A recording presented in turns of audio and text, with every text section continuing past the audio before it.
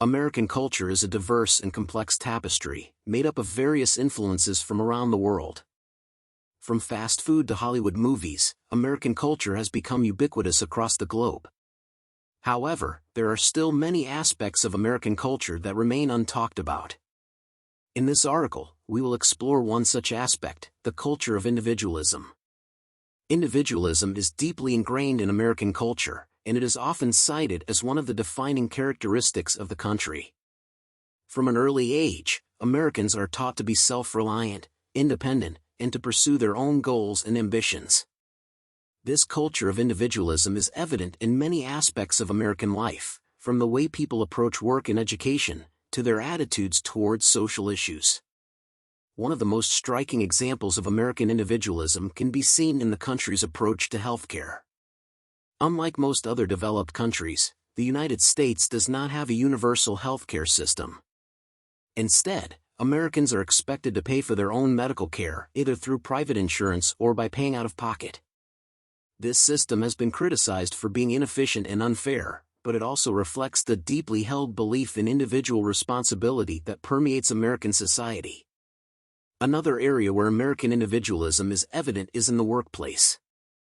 Unlike many other countries, where job security and stability are highly valued, Americans tend to prioritize career advancement and personal success over long-term job security. This can lead to a highly competitive and stressful work environment, but it also creates opportunities for individuals to achieve great success and recognition. The culture of individualism is also reflected in the American education system. American students are encouraged to pursue their own interests and passions, often at the expense of more traditional subjects like math and science. While this approach can lead to highly creative and innovative individuals, it can also result in a lack of basic knowledge and skills, which can be detrimental in the long run. However, the culture of individualism in America is not without its downsides.